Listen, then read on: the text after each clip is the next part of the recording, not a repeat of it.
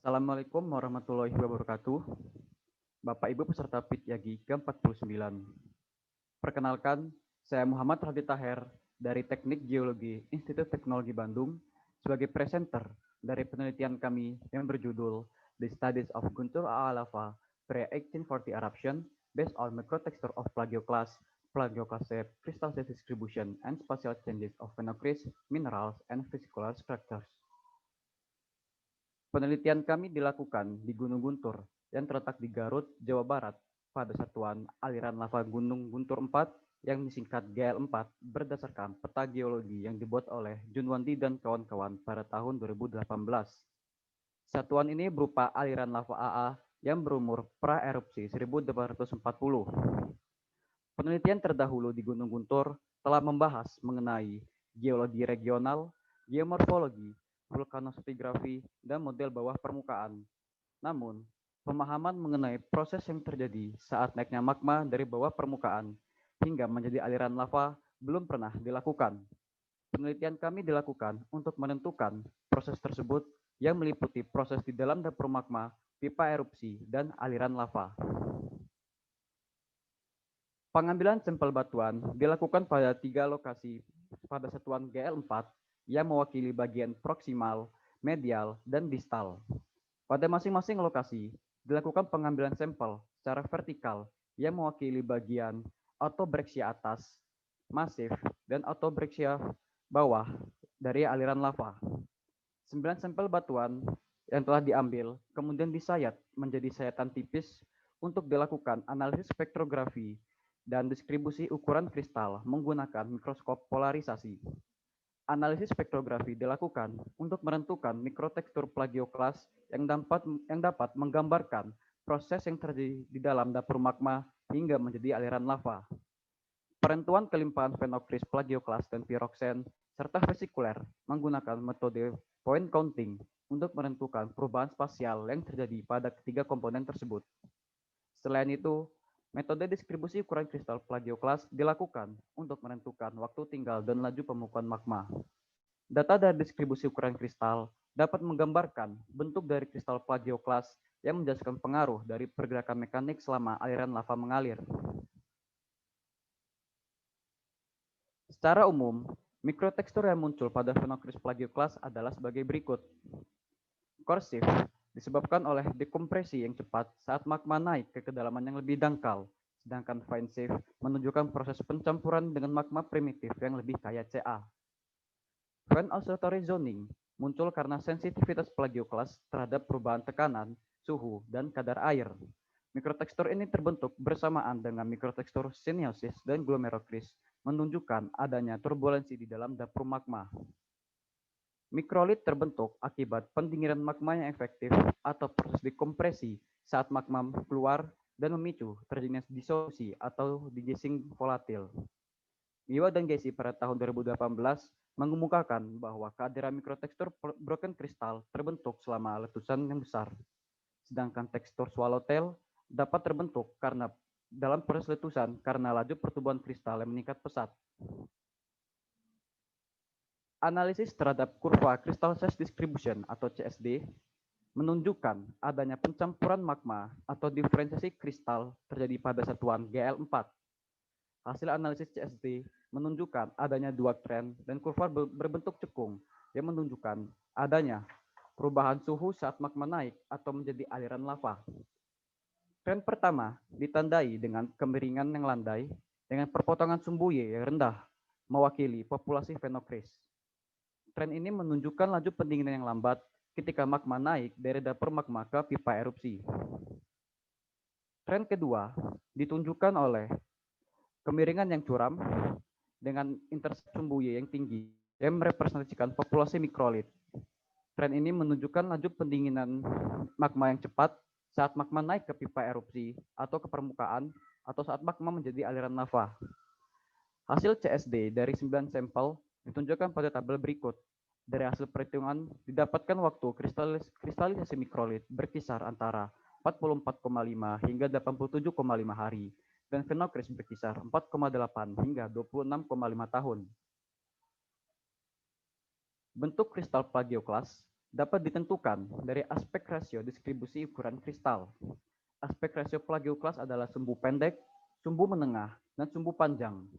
Diagram ini menunjukkan bahwa bentuk tiga dimensi plagioklas pada satuan GL4 dinominasi oleh Bledit dengan satu sampel berbentuk tabular.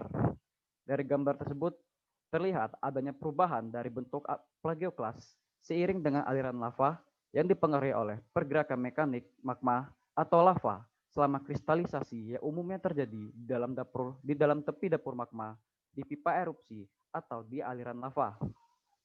Di setiap lokasi, bentuk kristal plagioklas bergerombol yang menunjukkan bahwa pengaruh dari pergerakan mekanik lebih dominan terjadi secara lateral dibandingkan secara vertikal.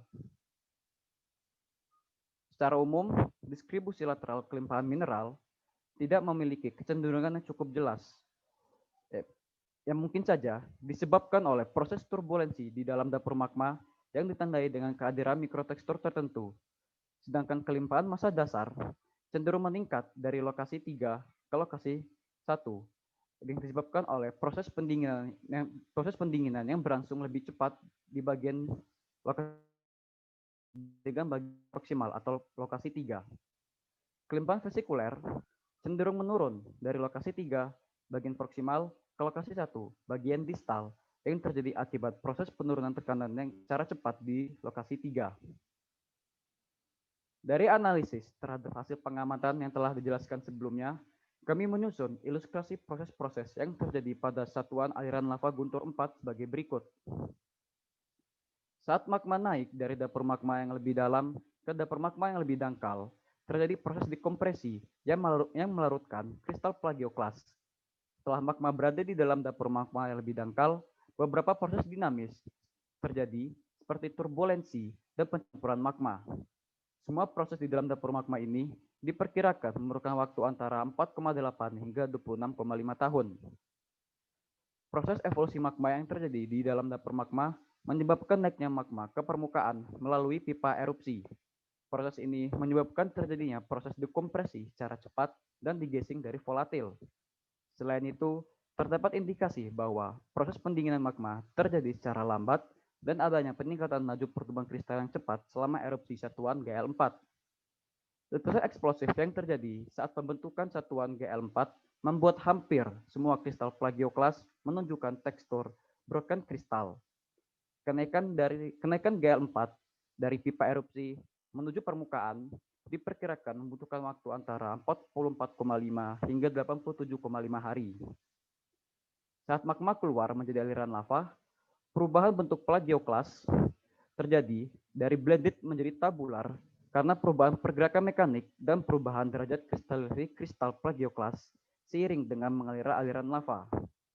Perubahan lateral kelimpahan fenokris menunjukkan tren acak karena proses turbulensi di dalam dapur magma. Oleh karena itu, pada saat magma keluar, kandungan fenokris antar bagian lava secara vertikal akan berbeda disebabkan oleh proses crystal flotation dan gravity settling. Namun, massa dasar dan kelimpahan vesikuler menunjukkan kecenderungan tertentu. Kelimpahan massa dasar yang semakin meningkat dari lokasi 3 ke lokasi 1 menunjukkan bahwa lokasi 1 atau bagian distal dari satuan GL4 mengalami proses pendinginan yang lebih cepat, sedangkan kelimpahan vesikuler cenderung menurun dari lokasi 3 dari penurunan tekanan yang lebih signifikan di lokasi 3. Dari penelitian ini, dapat ditentukan bahwa mikrotekstur plagioklas yang hadir berupa mikrotekstur yang berkaitan dengan pertumbuhan dan morfologi kristal plagioklas yang menunjukkan adanya proses pencampuran magma, turbulensi magma, dekompresi secara cepat, dan digesing volatil. Magma pada satuan GL4 memerlukan waktu sekitar 4,8 hingga 26,5 tahun untuk naik dari dapur magma yang lebih dalam menuju ke dalam pipa erupsi dan memerlukan waktu sekitar 44,5 hingga 87,5 hari untuk dapat mencapai permukaan. Bentuk plagioklas yang hadir berubah disebabkan karena perubahan pergerakan mekanik dan laju kristalisasi. Perubahan spasial pada kandungan fenokris mengindikasikan adanya proses gravity settling dan crystal flotation dan perubahan viskositas yang meningkat dari bagian proksimal menuju distal dibuktikan oleh perubahan bentuk vesikuler dan kelimpahan dari masa dasar. Kami ingin mengucapkan terima kasih kepada Bapak Mirzam Abdurrahman, Bapak Edam Anggri Kurniawan, dan Mas Wildan Nur Hamzah atas saran dan bantuannya pada penelitian ini.